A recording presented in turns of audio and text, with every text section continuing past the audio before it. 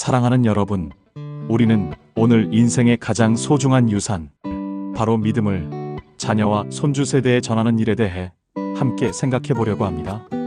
나이가 들수록 이런 생각이 문득문득 찾아오지 않습니까? 내가 살아온 인생에서 진짜 남는 게 무엇일까? 내가 자녀들에게 무엇을 남겨주어야 할까? 세상은 늘 재산과 명예, 성공을 이야기하지만 우리가 진정으로 남겨야 할 가장 귀한 것은 바로 신앙의 유산입니다. 돈과 재물은 시간이 지나면 사라지고, 명예는 세월이 흐르면 잊히지만 믿음은 세대를 이어 영원히 살아 움직입니다. 오늘 우리는 성경 속 믿음의 이야기를 통해 어떻게 자녀와 손주에게 신앙을 전할 수 있는지 살펴보려 합니다. 우리가 걸어온 길이 헛되지 않고 하나님이 주신 은혜가 흘러가는 길이 되기를 소망합니다. 성경은 세대와 세대를 잇는 믿음을 매우 중요하게 강조합니다. 시편 78편 4절은 이렇게 말씀합니다. 그들의 후손에게 주의 영예와 그의 능력과 그가 행하신 기이한 일들을 알게 하리로다. 이 말씀은 믿음이 단순히 한 개인의 신앙으로 끝나는 것이 아니라 하나님께서 행하신 놀라운 일들을 다음 세대에게 부지런히 전해야 할 책임이 우리에게 있음을 알려줍니다. 신명기 말씀에서도 내 자녀에게 부지런히 가르치라 말씀하셨습니다. 믿음은 마치 한 가정의 보물처럼 물려줄 가장 소중한 재산인 것입니다. 또한 디모데후서 1장 5절은 바울이 디모데의 믿음을 칭찬하며 내 속에 있는 거짓 없는 믿음은 먼저 내 외조모 로이스와 내 어머니 유니게 속에 있더니 내 속에도 있는 줄을 확신하노라라고 말합니다. 할머니 로이스에게서 어머니 유니게로, 그리고 손자인 디모데에게로 이어진 3대에 걸친 믿음의 유산은 우리에게 깊은 울림을 줍니다. 이는 믿음이 말로만 전달되는 것이 아니라 삶으로 이어지고 증명될 때 그 힘이 얼마나 강력한지를 보여주는 살아있는 증거입니다. 오늘 우리는 성경 속 믿음의 이야기를 통해 어떻게 자녀와 손주에게 신앙을 전할 수 있는지 살펴보고자 합니다. 우리가 걸어온 길이 헛되지 않고 하나님이 주신 은혜가 흘러가는 통로가 되기를 소망합니다. 먼저 우리는 요셉의 이야기를 떠올릴 수 있습니다. 요셉은 야곱의 11번째 아들로 아버지의 특별한 사랑을 받았습니다. 하지만 그 사랑은 형들의 미움을 불러왔죠. 아직 어린 요셉은 하나님께서 보여주신 꿈을 솔직하게 이야기했는데, 곡식단들이 자기 단에 절하는 환상, 해와 달과 11별이 자신에게 절하는 꿈을 전했을 때 형들의 분노는 더욱 커졌습니다. 결국 요셉은 형들에 의해 애굽으로 팔려가 노예가 되고 말았습니다. 어린 나이에 가족에게 버림받아 낯선 땅으로 끌려간 요셉의 마음은 얼마나 두렵고 외로웠을까요? 보디발의 집에서 충성했으나 억울한 누명을 쓰고 감옥에 갇히기도 했습니다. 그럼에도 요셉은 하나님을 원망하지 않고 절망 속에서도 하나님을 잊지 않았습니다. 아버지 야곱이 전해주었던 하나님 이야기를 붙잡았습니다. 요셉아, 하나님은 우리 가정을 지키시고 너를 통해 큰 일을 이루실 것이다. 그 믿음의 씨앗이 요셉을 끝까지 붙잡아 주었습니다. 그는 감옥에서조차 꿈을 해석해주며 하나님의 주권을 증언했습니다. 성경은 이렇게 말합니다. 여호와께서 요셉과 함께 하심으로 하나님께서 함께 하셨기에 요셉은 무너지지 않았습니다.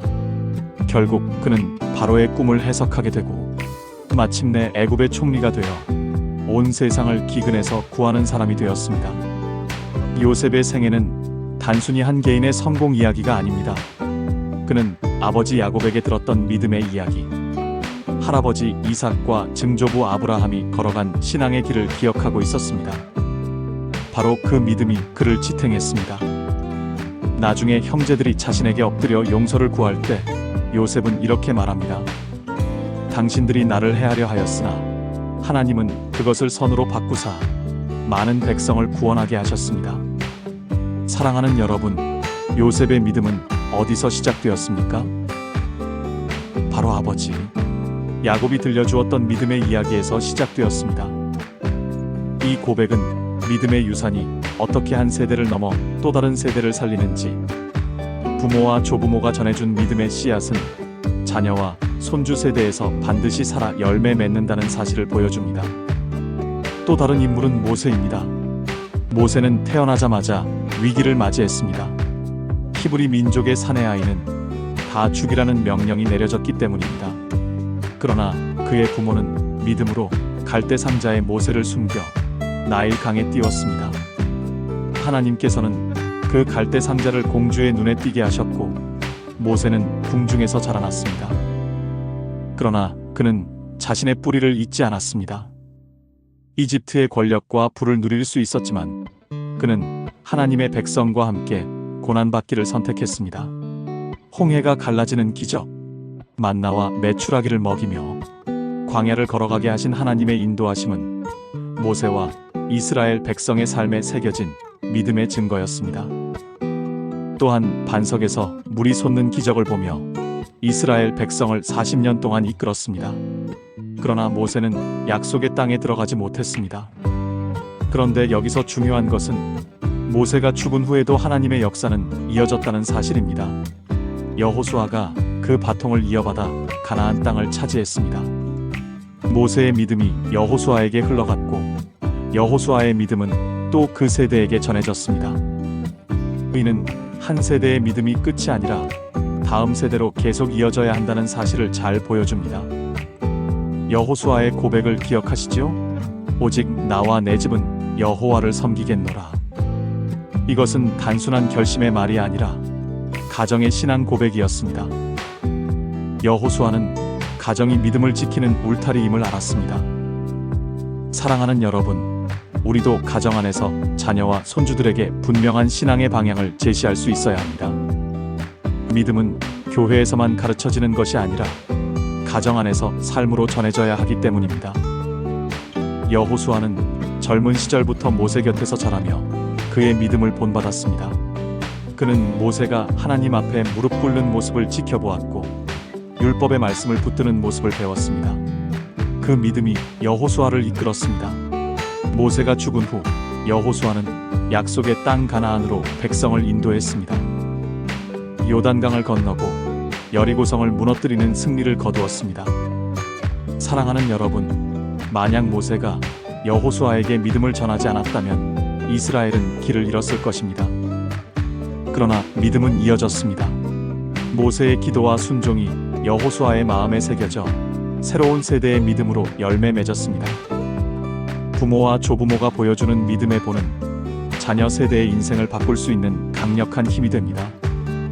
다윗의 이야기도 우리에게 큰 교훈을 줍니다.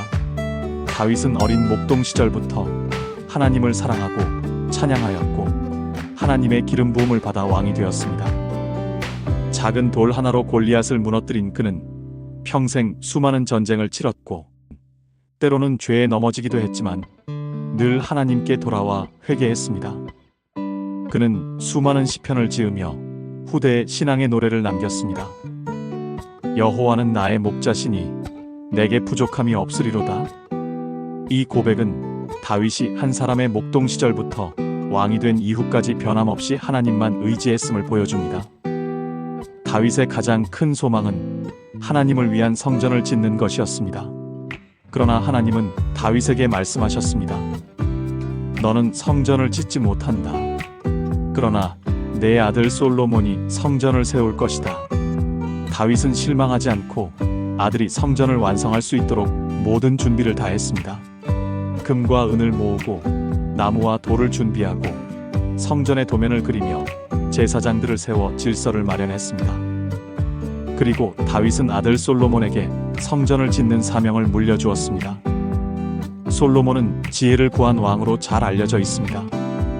하나님께 내게 지혜를 주사 백성을 잘 다스리게 하옵소서 라고 구했을 때 하나님은 그에게 지혜뿐만 아니라 부와 명예도 허락하셨습니다. 솔로몬은 아버지 다윗의 마지막 당부를 마음에 새겼습니다.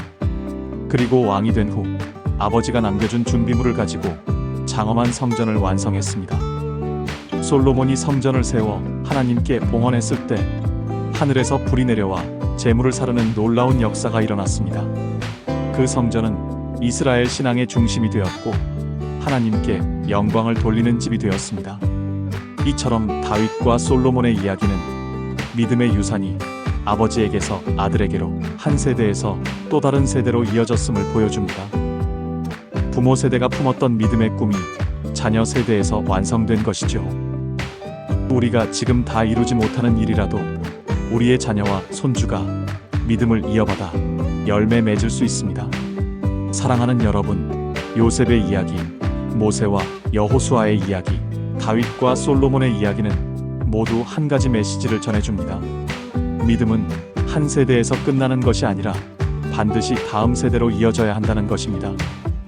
자녀와 손주에게 전하는 작은 신앙의 습관, 짧은 기도, 말씀 한 구절, 믿음의 간증 이야기가 그들의 인생을 붙들어줄 가장 큰 힘이 됩니다.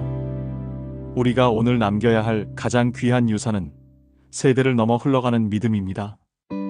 우리가 살아온 인생의 이야기가, 그리고 우리가 붙잡아온 하나님의 은혜가 다음 세대의 길을 밝히는 등불이 되기를 소망합니다. 이제 우리의 이야기를 해봅시다. 여러분의 삶에도 분명 하나님이 베풀어 주신 은혜와 기적의 순간들이 있었을 것입니다. 병상에서의 회복, 위기의 순간에 주신 길, 자녀의 삶을 지켜주신 은혜, 그리고 눈물로 드린 기도에 응답하신 하나님. 그 모든 이야기가 자녀와 손주에게 흘러가야 합니다. 여러분의 입술을 통해, 여러분의 삶을 통해 그 믿음이 다음 세대로 이어져야 합니다. 현대 사회는 점점 더 세속화되어 가고 있습니다. 자녀와 손주 세대는 이전 세대보다 더 많은 도전과 유혹 속에 살아가고 있습니다. 스마트폰과 인터넷, 세상의 가치관, 성공, 지상주의, 개인주의 속에서 살아가는 아이들에게 믿음의 기준이 없다면 흔들릴 수밖에 없습니다. 그렇기 때문에 여러분의 역할이 더욱 소중합니다. 손주에게 성경 이야기를 들려주는 할머니, 함께 기도하는 할아버지, 믿음을 본으로 보여주는 부모. 그 모든 것이 하나님 나라를 세우는 귀한 사역입니다.